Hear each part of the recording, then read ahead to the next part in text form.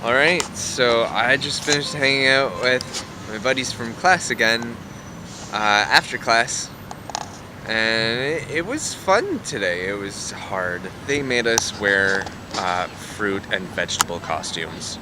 Bananas and tomatoes and zucchinis and cucumbers and pumpkins. And we had to dance around and we had to sing. We had to sing Whitney Houston type songs, and while at the same time as eating Oreos and playing dodgeball. I'm just kidding.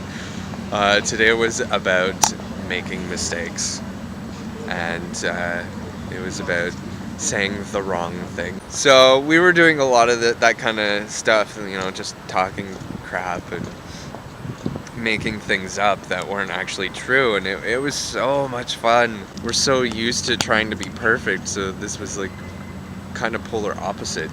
We're actually trying to make mistakes. We're trying to sound goofy. We're trying to say things wrong, do things wrong. It was an amazing class. It was actually one of my best classes so far. We had to do the worst dancing and the worst singing and the worst accent, and that was really difficult. I mean, it kind of takes some pressure off, but it was difficult because I still wanted to do the best.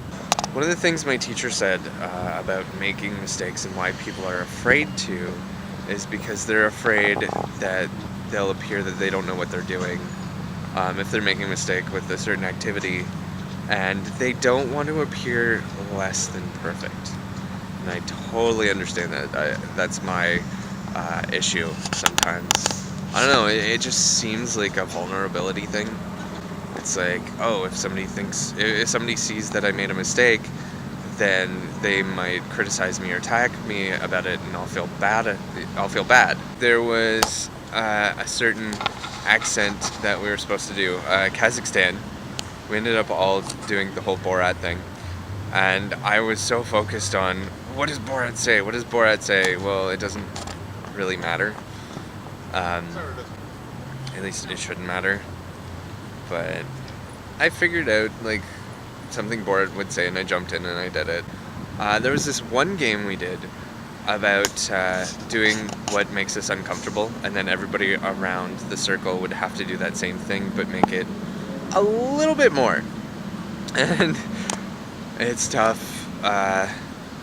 'Cause I still feel uncomfortable being silly, not as much as before, but it's still kind of challenging. It's still challenging to make weird sound effects and, the tone, using weird tones of voice, making silly sounds. It's still challenging for me, just because of my thought process. But I'm like, what, screw it, I'm gonna do it. And I did. And in that game, doing what was uncomfortable, I basically acted like a stripper walking down a runway stage. I just walked into the middle of the circle, and I'm acting like I just ripped my shirt open, kind of like Demi Moore on Striptease. And I'm just like all out there and like showing my chest off. And it was really weird. It was awkward, but it felt good to do that.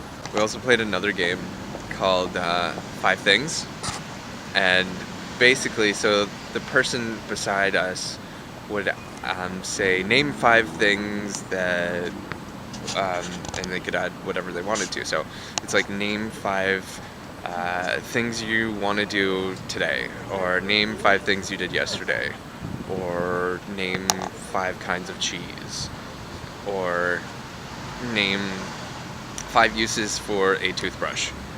And we started off, just naming 5 things. And then the second round, we had to actually name 5 things that were actually not true. And my God, I laughed more than any of the other times I've been in class. I almost had a laughing fit. It was so funny. And I kind of want to make YouTube videos of this kind of stuff too. Hopefully I can do that with some other people. I find in the games, I'm still trying to control things. I mean, like, it's like some of my responses, I need them to be funny. It's just like, I have an idea on the top of my head, and I'm like, that's not really funny, I want to choose something else. But I don't think that's how improv works. You know, you pick what the first thing on your mind. So I'm still kind of working on that one. I found myself to be a lot more enthusiastic, a lot more into the activities.